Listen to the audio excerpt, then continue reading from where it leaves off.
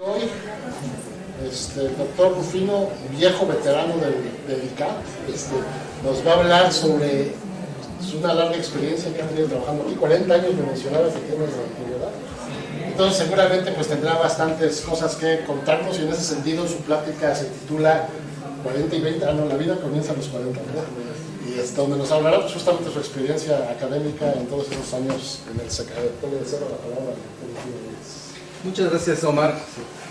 Buenas tardes ya a todos. Les agradezco que estén aquí. Esta es una plática no académica en realidad, son una serie de reflexiones personales, justamente por lo que decía Omar. Estoy cumpliendo 40 años, cumplí 40 años en abril de este año, y cuando estaba sucediendo eso, fue el 10 de abril, vinieron a mí muchos recuerdos, además muchas ideas, y quería platicarles algunas cosas. Desafortunadamente se retrasó la oportunidad de hacer esta plática, y muchas de esas cosas no sé si se perdieron, se modularon. Y la otra cosa es que voy a tratar de hacer menos personal, de hablar de mí, sino hablar de otras cosas, y van a ver el enfoque que le estoy dando. En realidad no está acabada, se quedaron muchas cosas, porque realmente 40 años es mucho, pero ahorita van a ver de qué se trata. Bueno, para comenzar, ¿por qué el título? Y varias personas me lo han preguntado, y es porque no sabía qué mencionar acerca de 40 años, que no pareciera muy cursi, o que fuera demasiado técnico, que fuera, no sé, ¿sí? Los que no alcanzan a leer desde ahí, es una tira de Mafalda que dice, está leyendo un libro y dice, la vida comienza a los 40, y entonces hace la reflexión, dice, y entonces, ¿para qué cuernos nos hacen venir con tanta anticipación? ¿Sí? Bueno, este fue el resumen. Sí se envió, ¿verdad? Sí. Bueno, entonces el 10 de abril de este año, fue el día 15 que me dieron mi medalla y mi diploma. Cumplí 40 años de antigüedad en la UNAM. Yo empecé como ayudante el 10 de abril de 1978, formalmente, oficialmente. Yo fui, contratado en la Facultad de Ciencias. Vean las diferencias ya de... Y reconocido. No es Juan Diego. Yo daba clase, empecé a ser ayudante de la carrera de física en el curso de Física Clásica 3 en la materia de óptica, y este es José Luis Jiménez Ramírez, quien fue mi profesor, mi mentor, mi amigo, todavía es y me dio la oportunidad de comenzar a trabajar.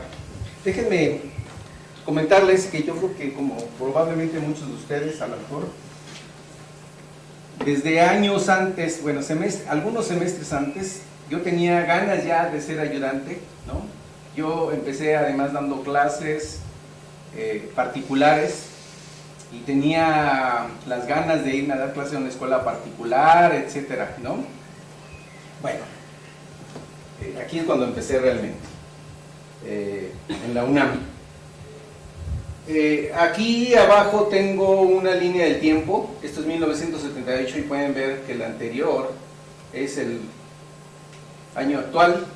A lo mejor está desactualizada, ya no me fijé al final si estaba, y no están todas las transparencias, pero trato más o menos de situar en qué época sucedieron algunas cosas, ¿sí? Entonces, pues vamos a comenzar. La idea era, más bien, tratando de darle una estructura a esta plática, pues la propuesta es hablar de dónde venimos, quiénes somos y a dónde vamos, ¿sí? Y desde luego hice mucho más énfasis a de dónde venimos, porque quiénes somos, yo creo que la mayoría de ustedes sabe ahorita qué hacemos, ¿verdad? Y hacia dónde vamos voy a platicar algunas cosas, pero como me dijo mi esposa, pues es que no eres adivino, ¿para qué te pones a andar haciendo predicciones? Entonces es muy arriesgado. Voy a hacer algunas reflexiones, pero sobre todo quisiera hacerles ver a los estudiantes, a los investigadores jóvenes o académicos jóvenes, cómo han cambiado las cosas y para que de alguna manera se sitúen en su estado actual o cuando empezaron también, y que pudieran a lo mejor, bueno, es muy difícil prever al futuro, pero esperar de su trayectoria cómo evoluciona. Una de las primeras cosas es un ejemplo típico, ¿sí? Ahorita no podemos vivir sin celulares, ¿sí? Bueno, hace 40 años, pero teníamos teléfonos analógicos, eran de estos de disco, ¿sí? Había algunos teléfonos públicos y me acabo de dar cuenta que todavía hay teléfonos públicos, pero creo que nadie los usa ya, ¿sí? Hasta el barrendero trae su teléfono celular, ¿no? Oyendo música, yo creo que hasta conectado a internet, etcétera. Desde luego no había celulares, no había redes sociales, ¿sí? No las redes sociales que ahora conocemos. Yo creo que había redes sociales, pero eran de otra naturaleza, eran personales. Ahora son a través del teléfono, a través de aplicaciones. No había internet, ni correo electrónico. Toda la comunicación o se hacía por correo postal o por telégrafo, y en ese entonces creo que hasta donde me puedo acordar tampoco había empresas de estas de paquetería que ahora uno puede mandar fácilmente. Eso salió unos años después, ¿sí? Algunas otras cosas. En 1978, ¿qué era PC? ¿Alguien me puede decir? El Partido Comunista. Era el Partido Comunista, ¿sí? Aquí en la UNAM hasta le decían los peces, ¿no? Que había muchos. ¿Qué era Apple? Apple era la casa disquera de los Beatles, ¿sí? O sea, pueden ver cómo ahora PC es una computadora personal, Apple es la marca muy reconocida de aparatos para computadoras, teléfonos, etcétera, iPods. Pero cómo ha cambiado el panorama, ¿verdad? En aquel entonces, los que no teníamos capacidad de comprar una...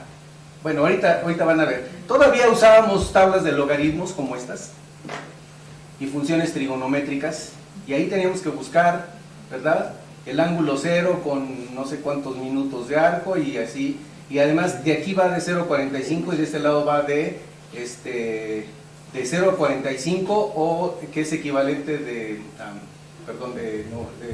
46 a 90 en realidad, ¿sí? Seno y coseno, y había que aprender a usarlas, y acá con los logaritmos hablar de la mantisa y el... ¿qué? La característica y la mantisa y todo eso. Bueno, ahora creo que nadie sabe lo que es eso. A mí ya se me olvidó además, como pueden ver. ¿Sí? Yo sé. Muchos de los cálculos, cuando yo era estudiante, se hacían a mano así. Bueno, Marta ayer me contaba una anécdota que ayer un estudiante, ayer se puso una división con la casita y el estudiante se quedó así. ¿Usted sabe hacer eso? ¿Sí? Se quedó extrañado. Bueno, pues sí, los cálculos se hacían a mano, o en el mejor de los casos, con regla de cálculo. Los que tenían algunos recursos con calculadora, esta es la regla de cálculo. Por cierto, en algún tiempo me di cuenta que esta era una escala logarítmica, ¿sí?, que es de lo que usábamos como papel lolo. Entonces alguna vez hice mi regla de cálculo manual con, bueno, así hechiza, ¿no?, con 2 hojas de papel o log. Las calculadoras de este tipo, pero solamente tenían suma, resta, división y multiplicación, y algunas memorias que no sabían ni usar, y además yo no tenía acceso a estas. Esta ya es bastante moderna, realmente las de esa época eran todavía más rústicas y además eran caras, ¿sí? Era todo un acontecimiento tener una calculadora. Para hacer un ajuste lineal por mínimos cuadrados nos tardábamos horas, un día, ¿no? Dependiendo del número de datos. ¿Por qué? Pues que teníamos que hacer toda la suma del producto de Y por X, toda la suma de todos los datos en X, todos los datos en Y, etcétera, este tipo de cálculos, ¿verdad? Y era muy laborioso hacerlo a mano, desde luego, y nos equivocamos y otra vez empezar y cosas fuertes. Ahorita el problema mayor es meterlos en Excel, ¿no? Y darle un clic y sale todo. La UNAM tenía en ese entonces un centro de servicios de cálculo. No había computadoras personales, ¿sí? Uno tenía acceso a computadoras, ya había computadoras, pero era una computadora central en el centro de servicios de cálculo, que ahora es el Limas, bueno, ahí en la planta baja de Limas. Esta era la Burroughs 6700, creo que después se cambió por la 6800, es lo que llamaban las mainframes, y así se veía. Esta es una foto que tomé de internet, pero así se veía.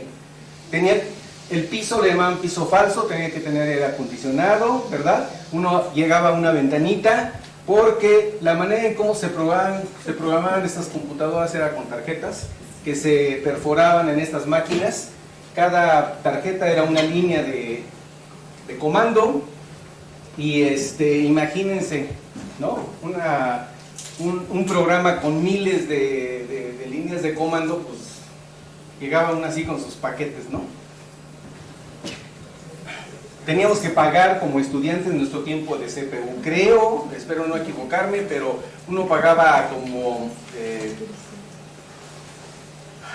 no recuerdo bien, como 50 pesos y le daban 15 minutos de CPU, que además uno nunca se... De CPU, y no, pues obviamente uno no se lo acababa.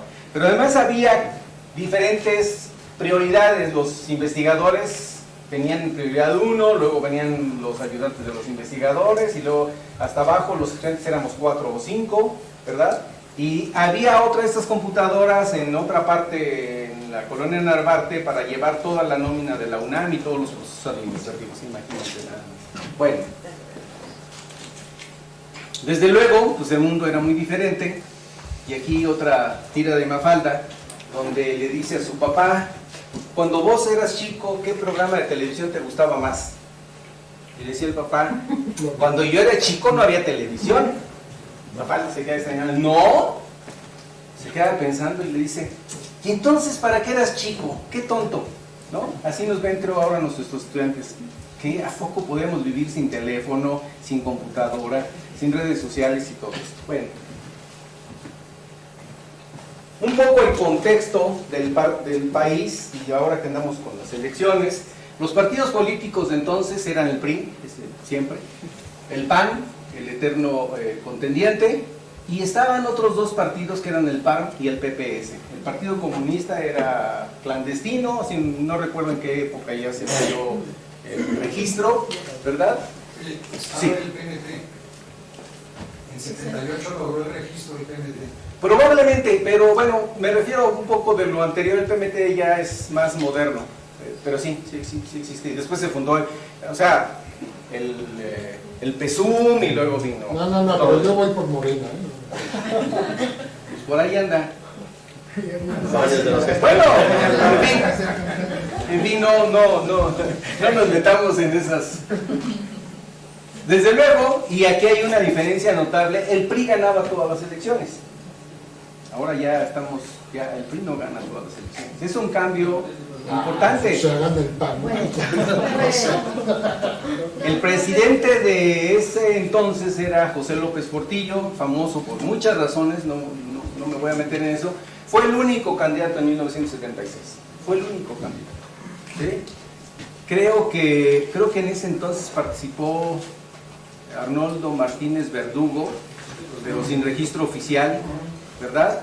Y pues ahí tuvo algunos votos, pero no estaba registrado de forma oficial. Ahora, ¿había más seguridad? No se hacen fraudes en ese año. No, había uno, siempre, tenía todo el control. Había más seguridad, uno podía jugar en las calles, los niños ya no pueden salir a las calles, ya no se les deja solos en las calles, ¿verdad? Y esos son cambios importantes. Para que más o menos se sitúen, el dólar en ese entonces estaba a 22.71, no hay mucha diferencia, hay una diferencia ahorita que van a ver.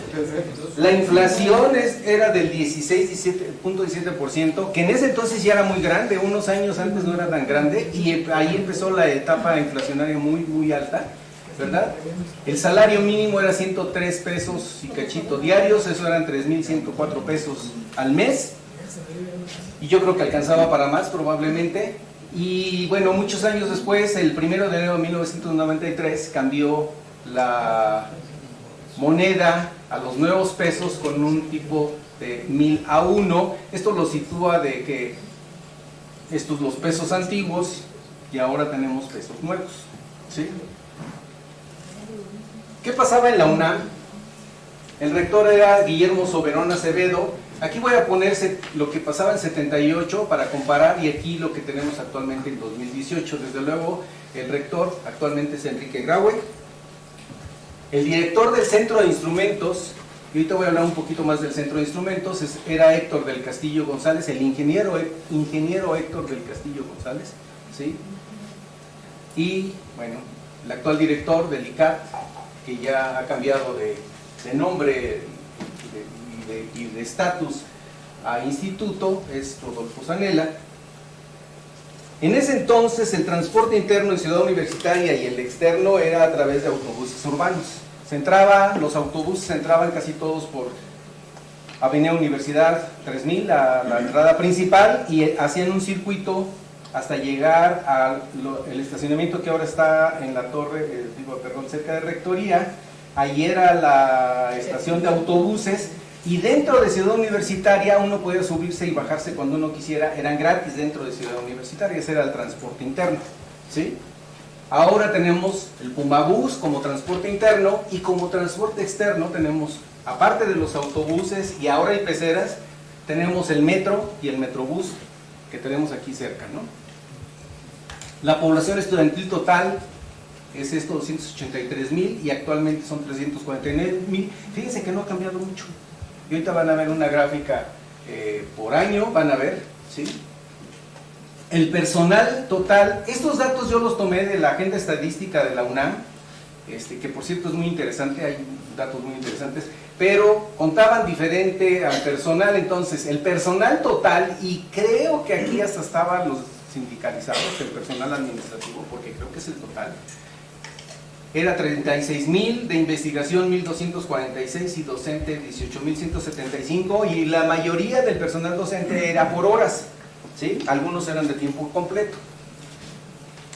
Actualmente tenemos académicos en la UNAM, 40,000 y cacho de académicos, de tiempo completo 12,395, y el presupuesto anual de 1978 para la UNAM fueron 7,850, casi 51 millones de pesos. Ahora tenemos 43,196, aún con la diferencia del tipo de, bueno, el cambio de nuevos pesos a viejos pesos. Yo casi siento que el poder adquisitivo del peso en esta época y es casi el mismo, con los nuevos y viejos pesos. O sea, tanto ha cambiado el valor de la moneda que, bueno, ahora ya es casi equiparable, ¿no? La UNAM expidió en 1978 7,262 títulos de todos los niveles, licenciatura, maestría y doctorado, y en 2018, bueno, en 2017 en realidad, es 24,405 solo de licenciatura y 9,469 de posgrado, que vean que es más que todos los títulos expedidos en 1978. Este era el mapa de Ciudad, este es el mapa de Ciudad Universitaria, y bueno, aquí está, espero que lo reconozcan, lo puse acostado para que se vea mejor. Digo, no voy a entrar en detalles, pero este es Avenida Universidad, aquí está, perdón, Avenida de los Insurgentes, Avenida Universidad anda por acá, por aquí está la entrada, esta es la entrada a Ciudad Universitaria que les decía, y esta es la parte central, el campus central, las canchas, el estadio, acá están las otras canchas, y toda esta zona prácticamente no existía, ¿sí? Todo esto era terreno virgen. Es más, acá no estaba la avenida Delfín Madrigal que ahora conocemos, ¿sí? El metro que se ve aquí ya no existía, desde luego, y todos estos circuitos que están aquí no existían. La zona cultural, creo que lo único que había era la sala de Nezahualcóyotl, no existía el espacio escultórico, y también los institutos que están acá, los de biología, por la zona del jardín botánico, que sí existía ya en ese entonces, no existían tampoco, ¿sí? Vean, la Facultad de Ciencias se cambió del centro. Nosotros estábamos Facultad de Ciencias aquí, en el mero ombligo del campus central, ¿verdad? Y nos movieron acá a la periferia, bueno, que ahora, en aquel entonces le llamaban la Ciudad Científica. Nos pasamos acá en 1977, el espacio escultórico se inauguró en 1979, la sala de Nezahualcóyotl ya existía desde 1976 y el Metro CU se inauguró el 30 de agosto de 1983. ¿Sí? Esta es la evolución de la población escolar total. Curiosamente, de 1978 bajó en 1980, se mantuvo más o menos estable hasta casi el 2000, de ahí bajó tantito y ahora tuvo un crecimiento casi lineal y como que parece que ya está llegando otra vez a cierta estabilidad del orden de 350,000 alumnos. Bueno.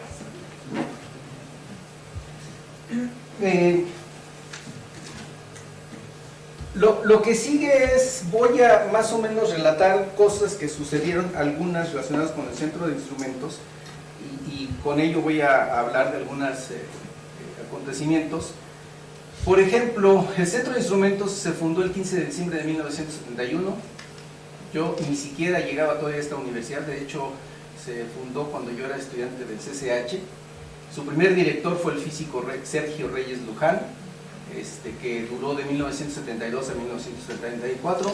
Muchos de estos datos están tomados de la gente estadística, si me equivoco, echen la culpa a ellos, ¿verdad? Y vean las funciones que tenía. Bueno, por cierto, fue fundado como un centro de servicios, ya lo acaba de decir Rodolfo. Las funciones que están ahí redactadas eran diseñar, construir equipo y material didáctico bajo pedido de escuelas, facultades, institutos y centros de la UNAM. Colaborar con las diferentes dependencias universitarias en la realización de diseños. El C, promover fuera del ámbito universitario el renglón de la instrumentación, efectuando estudios detallados sobre la viabilidad de producir equipo científico y técnico a escala industrial. El D, promover las patentes necesarias para proteger a los intereses de la UNAM. Es curioso cómo hay cosas que no han cambiado mucho, ¿no? El E, colaborar con las facultades, escuelas, institutos y con el Colegio de Ciencias y Humanidades en el establecimiento de necesidades, diseño de laboratorios, así como de equipo instrumental y la construcción de en su caso. Y el F, auxiliar a las dependencias universitarias en problemas relacionados con el mantenimiento de equipo científico. Y el G, colaborar estrechamente con los grupos de investigación sobre enseñanza de las ciencias. ¿Sí? Ahí está la referencia. Y más o menos es un intento de reproducir de lo que medio me acuerdo lo que era el logo del centro de instrumentos. Yo no me acuerdo si decía UNAM aquí adentro o estaba acá afuera, pero era esta C con esta I en color naranja. Por ahí lo vi alguna vez en una tarjeta y todavía creo que estaba en algunos... Nosotros lo tenemos. Mira, te lo hubiera tenido. Bueno, es algo así. Yo de memoria lo dibujé tratando de hacerles ver cómo era. Para 1974 cambió de director al ingeniero Héctor del Castillo González. Yo no sé si él era o es técnico en el Instituto de Física, ¿no? Está en el instituto. Él está en el Instituto de Física. Como investigador. ¿Es investigador? Muy bien. Bueno, aquí les pongo una serie de personas y yo les voy a hablar más de la óptica porque es muy difícil pensar de lo que no sé y además es tan extenso de lo que habría que hablar que me voy a dedicar sobre todo a cosas de la óptica. Por ejemplo, yo tuve como profesor del laboratorio de óptica y fue coordinador de los laboratorios de óptica en la Facultad de Ciencias el físico Humberto Sautel, que trabajaba aquí, ¿sí? Entonces, de alguna manera yo lo considero con tendencias o con cierta idea hacia la óptica. En 1978, 79 por ahí, se creó el laboratorio de óptica por instancias de Daniel Malacara. Para los que no saben, Daniel Malacara estaba aquí, bueno, fue estudiante de física en la Facultad de Ciencias, se fue a estudiar, trabajó para el Instituto de Astronomía y se fue apoyado a la Universidad de Rochester a estudiar óptica. Y cuando regresó, estudió el doctorado en óptica, estableció un taller y todo un trabajo de investigación y de formación de personal en el Instituto de Astronomía. Pero en 1971 también, casi simultáneo con la creación del Centro de Instrumentos, se creó el INAOE. Esto por razones de que el que era director anterior del Instituto de Astronomía, Guillermo Haro, ¿sí? que fue director durante mucho tiempo de los observatorios del Instituto de Astronomía, los observatorios astronómicos de Tacubaya y luego del INAOE, de Tonantzintla, el Observatorio Astronómico Nacional de Tonantzintla también. Según tengo entendido, cambió la legislación y los directores ya no podían permanecer de manera indefinida en sus puestos.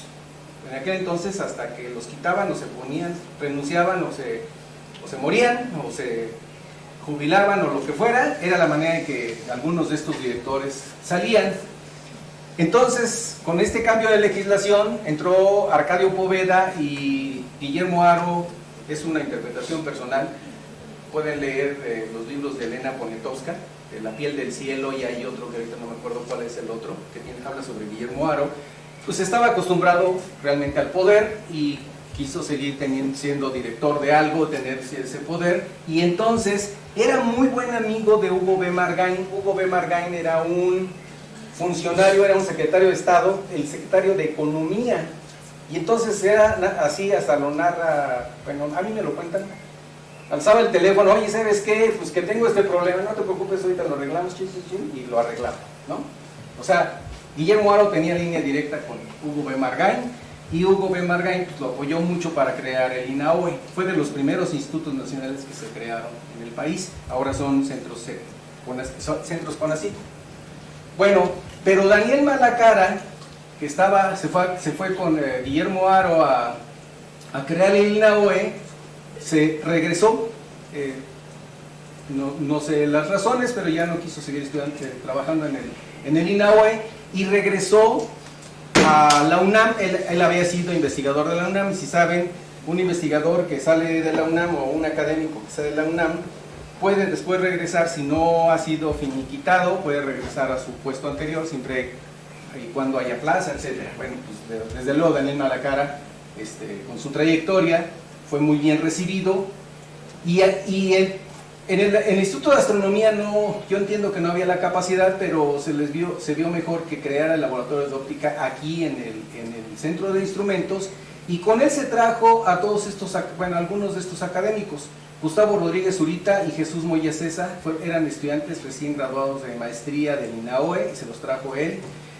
Manuel Moreno Mercado, él estudió en el CICESE, en Ensenada. Leopoldo Ortiz Arcos también estudió maestría en el INAOE. Ricardo Flores estudió, hasta donde tengo entendido, en la Unión Soviética, en licenciatura. No, pero ya no estoy seguro. Estudió en la Unión Soviética, al menos la maestría, creo. Y más tarde, bueno, y aquí estaban Gerardo Ávila Soberanes y Armando Solar, quienes fueron apoyados para irse a estudiar posgrado en Francia, posgrado en óptica, ¿sí? Armando Solar no terminó, se regresó. Gerardo Ávila sí terminó, regresó a trabajar un tiempo y después se volvió a ir. En ese entonces, yo tengo entendido, Roberto Ortega había entrado originalmente a trabajar al Centro de Instrumentos, pero en ese entonces, en 1978, él trabajaba en el Instituto de Astronomía. Yo lo conocí como académico del Instituto de Astronomía, y Daniel Malacara venía con la intención de crear el Centro de Investigaciones en Óptica, y contó con el apoyo del Centro de Instrumentos, en general de la UNAM, la Astronomía, el Centro de Instrumentos. Y aquí está la Gaceta, donde habla del convenio de creación de los centros de investigación en matemáticas y en óptica. El de matemáticas está en Guanajuato, óptica está en León, ¿sí? El CIO. Varios de estos académicos, Gustavo y Jesús, se fueron con Daniel Malacara a León. Manuel Moreno Mercado, Leopoldo Ortiz Arcos y Ricardo Flores permanecieron aquí, pero después Ricardo Flores se fue también al CIO. Leopoldo Ortiz se fue a Veracruz, a la Universidad Veracruzana, él era de allá, y Manuel Moreno Mercado se fue a trabajar de actor a Nueva York. Gerardo Ávila regresó un tiempo y se regresó, y Roberto Ortega regresó también al instituto, al Centro de Instrumentos, ¿sí? Y Roberto Ortega andaba buscando, bueno, aquí nada más... una de las cosas interesantes es que en este laboratorio de óptica del Centro de Instrumentos se hicieron varios trabajos que resultaron en publicaciones, a pesar de que era un centro de servicios, se hicieron publicaciones y esta es una de ellas. Aunque aquí, bueno, no se alcanza a ver, Gustavo Rodríguez Zurita reconoce como su centro de adscripción el Centro de Investigaciones en Óptica, el CIO, en León. En el texto del artículo dice, tanto las placas zonales como las fotografías fueron hechas por Manuel Moreno Mercado, y el autor en el Centro de Instrumentos, UNAM. El diseño mecánico de la carcasa y su realización práctica se deben a Humberto Sotelo. ¿Sí? O sea, este trabajo fue, porque además yo lo conocí, yo fui, es lo que les voy a contar más adelante. En 1979, además, yo empecé mi tesis de licenciatura en física, trabajando con Arquímedes Morales, en el interferómetro de difracción por un punto, y los trabajos, los experimentos los realicé también aquí en el Centro de Instrumentos. Ahí conocí a todos estos académicos, y yo conocí ese trabajo de Gustavo Rodríguez Zurita. Me gradué en 3 de julio de 1980. Este es algo de mi tesis. Esto lo quise poner, esta es la portada de mi tesis, nada más es para que vean que las ecuaciones estaban escritas a mano, porque las tesis se escribían en máquina de escribir en el mejor de los casos. La tesis original mía no la encontré y no la pude mostrar, la escribí a mano. Después me enteré que en el reglamento de exámenes profesionales dice que tiene que ser a máquina, pero nunca me pusieron objeción, y sé de algunos otros casos en la facultad que también escribieron su tesis a máquina. Digo, a mano. Estas fotografías fueron tomadas aquí en el laboratorio de óptica del Centro de Instrumentos de aquel entonces. Y otro trabajo muy interesante, también más o menos de la época, que yo no logro dilucidar bien cuándo se publicó, porque aquí dice 1982 y acá dice 1984, por eso le pongo 82-84. Es un trabajo muy interesante, que es un sistema automático para contar trazas nucleares en cierto tipo de plásticos. Y los autores, nada más vean: Ricardo Flores, Leopoldo Ortiz, Manuel Moreno, Gabriel Porquili, Armando Solar y ¿quién es Briceño M? Martín Briceño. ¿Se pueden imaginar a Martín Briceño siendo autor de un artículo? Bueno, y aquí está reconocido la adscripción del Centro de Instrumentos, ¿sí?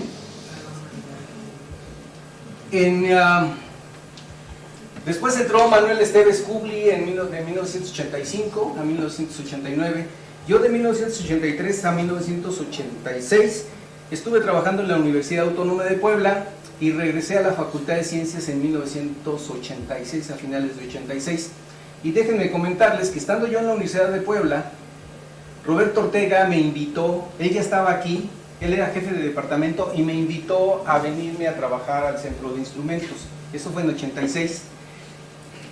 No llegamos a un acuerdo porque él solamente me ofrecía el técnico académico. Yo era profesor de carrera en la Universidad Autónoma de Puebla y pues yo sentía que era un retroceso. Entonces no quise aceptar la invitación, no llegamos a un acuerdo. Cuando regresé en 1988 me volvió a hacer la invitación y yo tenía algunos problemas en la Facultad de Ciencias y yo veía una mejor oportunidad. Además había un laboratorio aquí ya prácticamente instalado y acepté la invitación. Y me vine a trabajar con Roberto en el laboratorio de óptica aplicada que se llamaba entonces, ¿sí? En el departamento de instrumentación y desarrollo, donde Roberto, que era técnico académico titular, era también además el jefe de departamento, ¿sí? Bueno, hay unas circunstancias muy interesantes que se las comento cuando me contrató el Centro de Instrumentos.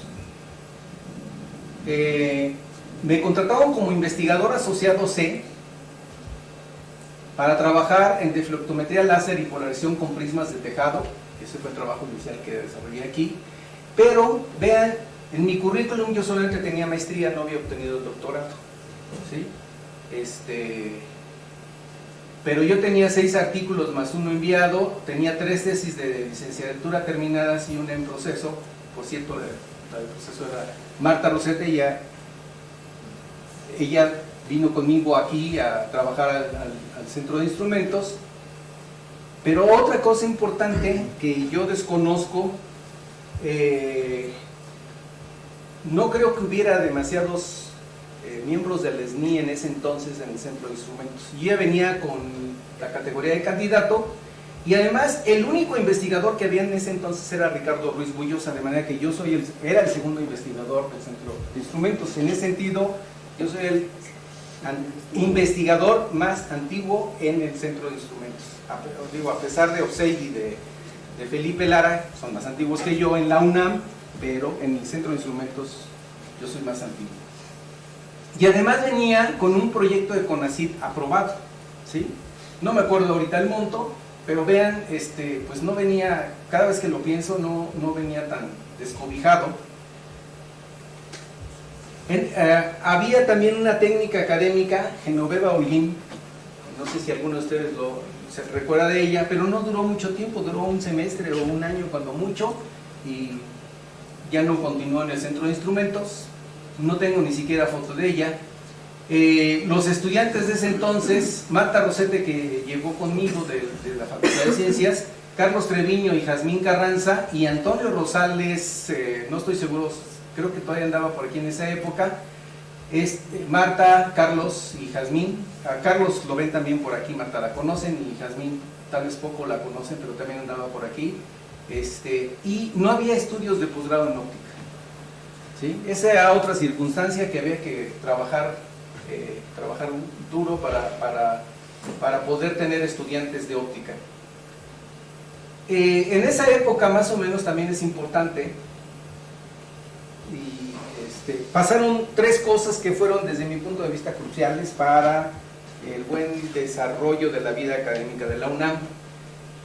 Yo creo que José Sarucán ha sido de los mejores rectores que ha habido, por lo siguiente: él se preocupó por la situación tan precaria que estábamos. En aquel entonces, yo todavía recuerdo, mi beca del SNI era del mismo monto prácticamente que mi salario en la UNAM.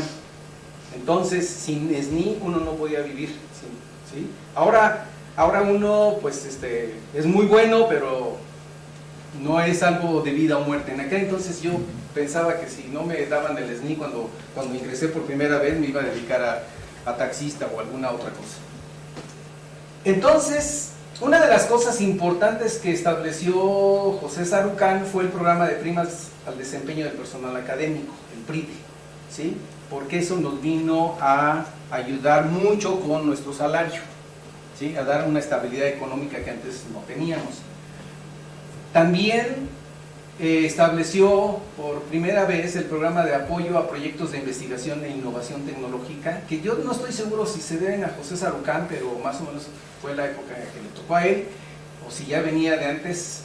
Y también, según yo, más o menos por 1990, y puede que sea tal vez 1 o 2 años después, no estoy seguro, nos dio el seguro de gastos médicos mayores, que nos ayudaba muchísimo, ustedes saben, a cuando teníamos un problema médico nosotros o nuestras familias, ¿no? Todo esto nos dio mucha estabilidad para poder trabajar. En esa época la gente de veras literalmente se estaba saliendo porque ganaban más como vendedores de seguros, como taxistas, o el otro ejemplo es los trabajadores de la Ruta 100, los choferes de la Ruta 100 ganaban más que un investigador de la UNAM. ¿Sí? ¿El SNI cuándo se creó? En 1984. O sea, todavía fue post, En 84, sí. Y curiosamente, vean, en 1989 se creó este programa, el PAPIT, que en ese momento se llamaba PAPIT, porque estaban también los docentes, eran proyectos de apoyo a la ¿qué? Acá está. Programa de apoyo a proyectos, sí, y al final era una D de docente, como está aquí. Bueno, con este proyecto que de alguna les he contado, tiene alguna relación con el actual rector, que era topografía láser. En 1989 nos apoyaron en la primera convocatoria del PAPIT, con recursos para desarrollar este proyecto. Por cierto, yo creo que no sé si era porque era asociado o porque no era definitivo, pero no podía yo acceder a los proyectos, y entonces a instancias de Claudio Firmani, Ricardo Ruiz Bullosa aceptó ser el responsable, el titular, aunque realmente yo conduje todo el proyecto, y eso se lo agradezco porque me permitió toda la libertad para poder llevarlo. Esta es copia de la portada del informe técnico. En 1989, Mayo Villagrán se incorpora al al laboratorio de óptica aplicada. En 1990, esto es importante, yo me di cuenta que aun cuando había entrado como asociado C, como investigador asociado C con solo maestría, no iba a durar mucho esa oportunidad, y entonces sí me dediqué los 2 años siguientes a escribir mi tesis. Y este es el jurado. Aquí está Elfego Ruiz, Alejandro Morales, Alejandro Cornejo, Roberto Ortega y Marcos Leico, ¿sí? Y aquí está el título. Otra de las cosas que sucedieron en 1994, y aquí voy mucho más rápido, hay tantas cosas tan detalladas que cuesta trabajo ir siguiendo, y como les digo, me dedico más hablo más de la parte óptica. En 1994, Marta Rosete Aguilar, que había ido a estudiar el doctorado al Imperial College en Gran Bretaña, regresa, pero además regresa con su torta bajo el brazo y se trajo anil, entonces se manda uno y regresaron 2, eso fue muy buena inversión. En 1995, fue también algo que a mí me parece muy importante. Por primera vez el Centro de Instrumentos tiene un premio importante, digamos, bueno, no puedo decir por todos los demás, pero al menos de los Universidad Nacional, este es el primero. Se lo otorgaron a Gabriel Corquiri, que ya no está con nosotros. Curiosamente, yo llegué al cubículo, a la oficina de Gabriel Corquiri. Él estaba estudiando en Francia, y entonces yo estaba solo, pero cuando regresó estábamos los dos, ocupando la misma oficina. Posteriormente él se movió y ya me quedé yo. Realmente no me he movido de ahí desde que llegué. En 1996 Claudio Firmani consigue cambiar al centro de instrumentos de ser un centro de servicios a ser un centro de investigación. Realmente yo desconozco qué hizo, cuáles fueron los trámites, pero bueno, fue muy importante para nosotros porque cuando entró Barnés desaparecieron varios centros y aquí la gente estaba preocupada. ¿Y ahora qué vamos a hacer si nos desaparecen a nosotros? ¿Sí? Aquí tenemos algunos sobrevivientes del CIT, ¿sí? Y bueno, entonces esto nos ayudó mucho. Claudio Firmani tenía un prestigio académico muy grande y eso le dio mucha fortaleza. Era muy cercano, yo entiendo, a Sarucán, y eso le ayudó a mantener muchas cosas. En 1996 se incorpora también al grupo del Laboratorio de Óptica Aplicada Augusto García Valenzuela. Y vean, curiosamente, todos nos incorporamos como investigadores asociados y Augusto como investigador titular, ¿sí? Venía con una muy buena producción, un muy buen perfil y le dieron de titular. Y en 1996, un año después de Gabriel, me dieron a mí también la distinción Universidad Nacional. Y déjenme decirles, y bueno, si me lo permiten, es un consejo. Yo aprendí de Gabriel. Si ustedes se fijan, Gabriel tiene muchos premios, y lo que me dijo es, yo esperaba que alguien llegara y me dijera: Rufino, tú eres bien bueno, te vamos a proponer. Y me dijo: no, eso no existe. Si tú no te promueves, nadie lo va a hacer por ti, ¿sí? Y entonces también me promoví y finalmente obtuve el premio, pero eso es lo que uno debe hacer. Uno también debe promoverse, ¿sí? No sé cuál sea la experiencia de los demás, pero creo que por ahí va la cosa. Después de Claudio Firmani, en 1977 terminó, y en 1997 también entró Felipe Lara Lozano. Él promovió mucho, yo de lo que puedo recordar, el área de tecnologías de la información. Ya no recuerdo muy bien la estructura, algunos de ustedes tendrán mejor memoria que yo, pero trajo mucha gente del área de cómputo, incorporó a gente de innovación, de vinculación o de gestión tecnológica, gracias, ¿sí? Sobre todo gente que había salido del CIT. En 2001, Mayo se separa del laboratorio de óptica aplicada y crea su propio laboratorio, el laboratorio de fotofísica. En 2002, Felipe Lara cambia el nombre del centro de instrumentos a CECADET, al Centro de Ciencias Aplicadas y Desarrollo Tecnológico. Por cierto, él tenía, este era el logo que usaba al final, este ya fue al final prácticamente, Claudio Firmani, lo hizo Rubén Tobón, un diseñador que trabajaba aquí. A mí me gustaba, se me hace muy ingenioso este logo. Y luego Felipe Lara, no estoy seguro, creo que había una C con una I, pero eso tampoco lo encontré, Sí, no lo pude poner. Yo lo tengo ahí, hay una taza de cruz. Ah, pues ahí es una de las bases. Y después también se cambió a pero creo que fue con No, ese es el último con de Lara. ¿De Lara también? Ah, ok. Bueno. Y en 2002 llega Maximino Bendaño como postdoc, y en 2004 ya entra. ¿Estoy bien, Max? Pues yo lo tengo ahí como 2002 y 2004 ya como investigador asociado C. Entra José Manuel Saníger, que también tiene su logo, y en 2006 a Augusto le dan también la distinción, con esto ya van 3, ¿no? Que es algo muy bueno. Y en 2013 a Rodolfo Zanella, vean, 4 distinciones, Universidad Nacional, creo que habla muy bien del centro.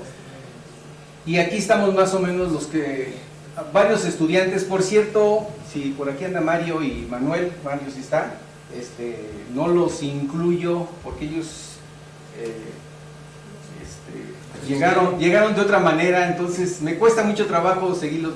Mario estaba desde antes trabajando primero creo que en electrónica. Había un grupo que era instrumentación para la tecnología. Ajá. Y luego te fuiste con José Saníger y luego llegaste conmigo, o sea, no llegó al centro como tal.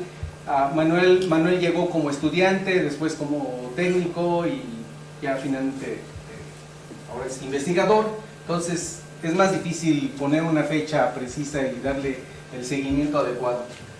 Y me faltan muchas cosas desde luego, también el tiempo. Aquí está en 2007 lo que era el grupo de sistemas ópticos, no están, faltan, déjenme ver, no, sí está Max, aquí estoy yo, Neil, Mario, Manuel, y los demás son estudiantes asociados. Víctor estaba haciendo un postdoc, creo que de sistemas ópticos éramos todos. En 2011, desafortunadamente está muy oscura, no sé por qué, el cañón. Aquí estamos de nuevo, aquí está Marta, Max, Neil, aquí estoy yo y aquí está Mario y no está Manuel, no fue esa vez. Este Manuel es el segundo a la derecha. Ah, sí. Aquí está Manuel, sí, cierto. ¿Sí? Y finalmente entra Rodolfo Zanella. Hasta donde tengo entendido, Rodolfo sigue con el mismo logo prácticamente, ¿verdad? Pero de las cosas más relevantes, habría muchas cosas que comentar, pero son bien conocidas. Ahorita hacer cualquier comentario me van a echar de jitomatazos, entonces lo que puedo señalar son 2 cosas. Por primera vez el CECADET obtiene un premio en la Universidad Nacional con Ernst Kusul en innovación tecnológica y diseño industrial. Y el otro hecho notable que acaba de pasar, y todo lo tiene muy fresco, lo tenemos muy fresco, es la conversión a Instituto de Ciencias Aplicadas y Tecnología, ¿sí? Con el logo provisional que tenemos y el que vamos a tener próximamente. Bien, ya para terminar, ustedes pueden ver algunos de estos números. Esto no es más que el pretexto para mencionar varias cosas. Ustedes ven el personal académico, como yo mencionaba. Cuando yo llegué aquí fui el segundo investigador y todos los demás 60 y tantos eran técnicos académicos. El número de técnicos académicos prácticamente ha permanecido igual a lo largo de todos estos años, ¿verdad? Y ahí están todos los números, inclusive cuántos pertenecen al SNI, cuántos acá, ¿sí? ¿Qué nivel tienen? Lo pueden ver, o más o menos lo conocen. Somos del orden de casi 50 investigadores, de ese orden de 50, y 60 y tantos técnicos académicos. O sea, ha crecido más la planta de investigadores, la de técnicos se ha permanecido más o menos igual. Aquí pueden ver las edades. Tenemos aquí algunos ya grandes, y ahorita voy a hablar un poquito acerca de ellos. Yo ando por aquí, ¿sí? Y el pico anda en 50 a 55. Podemos ver que la producción ha sido bastante buena. De esto nos ha hablado Rodolfo, nosotros lo hemos visto con la transformación del instituto, no me voy a detener a ello, ¿verdad? Impartimos cursos, yo les decía que no había posgrado, cuando yo llegué prácticamente no se daban cursos de posgrado, yo empecé a darlos en 90, 91 por ahí, en ciencias físicas, y ahora vean todo lo que se da. Por cierto, posgrados son los verdes y damos mucho más de posgrado que de licenciatura u otras cosas. La cantidad de proyectos financiados, casi les podría asegurar que el proyecto que yo traía de cuando llegué aquí era de los pocos que había, ¿verdad? Y ahora vean todo había presupuesto suficiente para trabajar en aquel entonces. Luego hasta me decían, oye Rufino, no tienes nada que comprar porque no sabemos en qué gastamos el dinero, casi, ¿sí? Ahora es, oye Rufino, no tienes dinero porque nos falta completar para no sé qué, ¿no? Bueno, así es. Entonces, con todo esto, pues con el riesgo de equivocarme, de que no les guste, voy a hacer algunas reflexiones. Una de ellas, algunas sí van a estar de acuerdo. Desde mi punto de vista, el ICAT, ya lo hemos visto, goza de buena salud, afortunadamente, y eso nos permitió, porque digo, aunque Rodolfo nos lideró, digamos, vamos a ponerlo así, en realidad es todo el personal, todos quienes estamos trabajando aquí, los que hicimos nuestro esfuerzo para que suceda el cambio al instituto. Entonces, goza de buena salud, ¿por qué? Porque tiene una madurez, a pesar de que tiene 47 años, finalmente llegamos a la madurez. Hay una producción notable o buena, de calidad y cantidad, y se tiene el reconocimiento de la comunidad. Sin embargo, yo que veo a futuro, ¿cuáles son nuestros retos como comunidad? Una de ellas es, aunque hablamos de desarrollo tecnológico, y de hecho se ha reconocido, este reconocimiento de la comunidad en parte es que aquí se hace algo que no se hace en otros lados, como es el desarrollo tecnológico. Desde mi punto de vista, todavía el desarrollo tecnológico se hace así como que muy esporádico, y debería ser lo cotidiano, lo normal, y además de calidad. Todavía es difícil hablar de un proyecto, un producto, algo que haya llegado, no sé, al mercado, que hay una patente que se licencia y que se esté explotando y que entonces nos dé para organizar bailes o alguna cosa, ¿no? Yo creo que es algo que tenemos que buscar hacia el futuro. Otra de las cosas que además va relacionada con esto también es, desde mi punto de vista, nos tenemos que abrir hacia el exterior. Algo que, si ustedes se ponen a darse cuenta, a ver un poquito de todo esto, resulta que a pesar de que tenemos esta prestación laboral, si lo quieren ver así, o académica, de los sabáticos, se usa muy poco. Y se usa muy poco, antes se usaba más, porque había la oportunidad de que cuando uno salía de sabático, pues ganar un poco de dinero extra, porque siempre hacía falta o siempre hace falta. Actualmente irse de sabático es una pérdida, ¿sí? Uno no puede votar ni ser votado, bueno, creo que ahora ya se puede, pero yo cuando me fui, una de las veces no podía hacer eso. Pierde uno presupuesto, las evaluaciones son diferentes, o sea, todo eso hace muy complicado que uno salga, ¿sí? La producción a veces para el SNI no es la mejor, o para los estímulos, y eso ha hecho desde mi punto de vista que los sabáticos no se aprovechen, pero eso es una muy buena oportunidad. Yo cada vez que he salido, y además cada vez que salgo, aunque sea un congreso por una semana o algo así, la verdad es que le da a uno una frescura y le mueve a uno el piso y le cambia la manera de pensar. Por eso yo creo que eso es muy importante. Tenemos que hacer proyectos hacia el exterior, no solamente hacia el interior, y también, desde luego, con lo que venía acá, vincularnos más. Necesitamos hacer trabajo en equipo, multi e interdisciplinario. Esto lo digo porque aparentemente lo hacemos, pero lo que está pasando es que, si ustedes ven Ahora las publicaciones, yo me quejaba un poco de eso, de que ahora aparecen muchos autores, a veces inclusive yo he cuestionado si todos los autores realmente contribuyen o no, pero eso va a ser lo que viene en el futuro. O sea, va a haber montones, y ya están los ejemplos de la gente que trabaja en partículas, que tiene cientos de autores y cosas así, ¿no? Bueno, necesitamos trabajar, pero en equipo interdisciplinario, pero para mejorar la calidad y la cantidad de los productos que tenemos. Yo creo que eso es lo importante. Lo acaba de tocar también Rodolfo. Eso sí es muy importante, necesitamos crecer en infraestructura física, espacios sobre todo. Tal vez, lo mencionó en algún momento, a través de unidades foráneas o aquí mismo un poco, pero no hay mucho hacia dónde hacerse en Ciudad Universitaria, y esto lo debemos ver como una posibilidad a corto plazo, probablemente, ¿no? Algunas otras cosas, un poco más, tal vez en otro orden, ya no de institución, sino como personales. Antiguamente un profesor viejo inspiraba respeto, pensaban que tenía sapiencia, que tenía experiencia, conocimiento.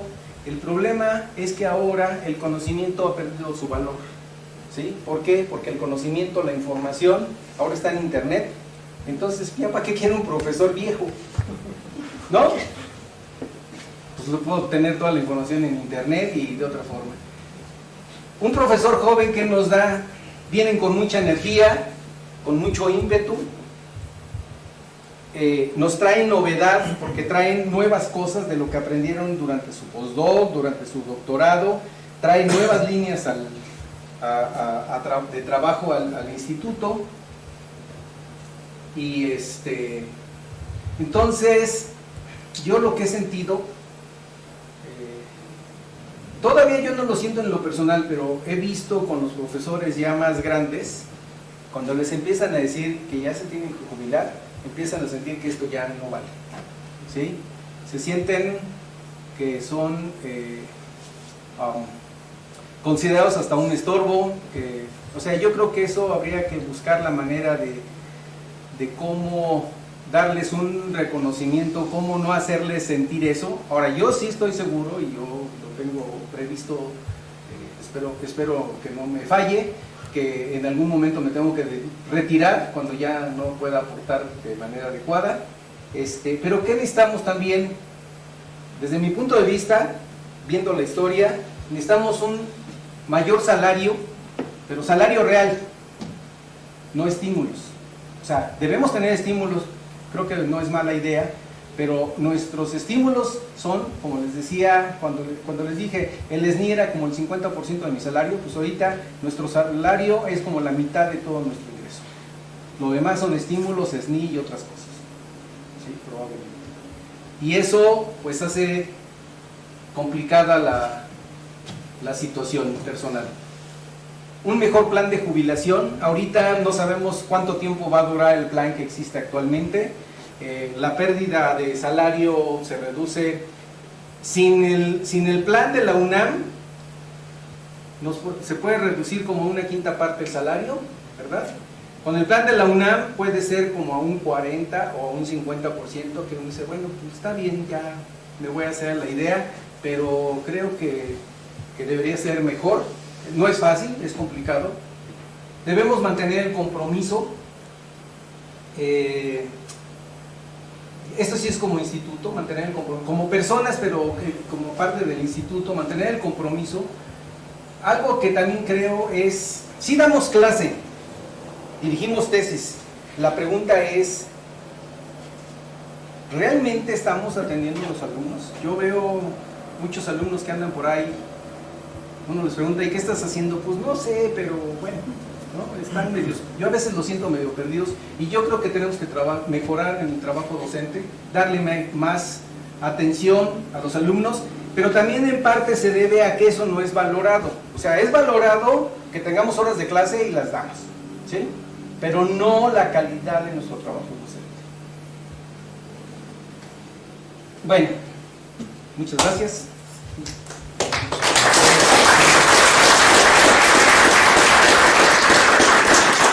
Alguna ¿Algunas preguntas? Bueno, yo quisiera hacer un comentario dado la trayectoria, digamos, que existe del Secadete en general, aunque enfocado a óptica, y es de que, pues yo creo que podríamos sentirnos pues, un tanto orgullosos de que personal que ha pertenecido al Secadet, en el caso del ingeniero de la Herrán, él se hizo acreedor al Premio Nacional de Ciencia y Tecnología, que se lo entregó propia mano el presidente Miguel de la Madrid. Y también el maestro Reyes Luján, que fue el primer director del Centro de Instrumentos, él fue rector general de la UAM y también fue el director fundador del Instituto de Ecología. ¿De ecología? De la Semarnat. Ah, de la Semarnat. Bueno, antes de Semarnat. Sí. Ah, ya, ok. Entonces, bueno, pues yo creo que es que fue ¿Qué gente firma? que en su momento colaboró. Ahí nada más, qué bueno que lo dices. Yo, o sea, conozco al ingeniero de la Herrán, pero realmente yo cuando llegué ya no estaba. Creo que ya se había ido a Universum o a...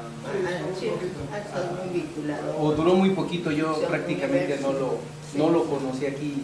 Sí. Y bueno, yo tuve oportunidad de tener una entrevista con el maestro Reyes Luján y en su momento que ya se haga la publicación de un libro sobre la trayectoria, bueno, creo que va a ser muy interesante pues que leamos esas reflexiones que hizo el maestro Reyes Luján sobre la motivación y primeras etapas del Centro de Instrumentos. Y también quisiera mencionar, y algo que me preocupa mucho, y de lo que tú dijiste del compromiso de los docentes, desafortunadamente en años recientes han llegado a mi tesis a revisar por ser de comité tutor o de jurado, y creo que cada vez vienen de menor calidad. Y a veces realmente hasta da coraje que le digan a uno los alumnos que sus directores de tesis revisaron esas tesis, porque vienen de una calidad pésima en todos sentidos, tanto en contenido como en redacción, en propuesta. Creo que los docentes a veces nos estamos yendo mucho por la cantidad y no por la calidad de atención a nuestros O a veces alumnos. por los proyectos que nos dan recursos, pero no por los estudiantes que a veces no nos dan tanto recurso, pero son importantes nuestra razón de estar aquí de alguna manera. Claro. ¿Alguna otra pregunta? ¿Nadie? Bueno, pues si no es así, pues agradecemos al doctor Chu.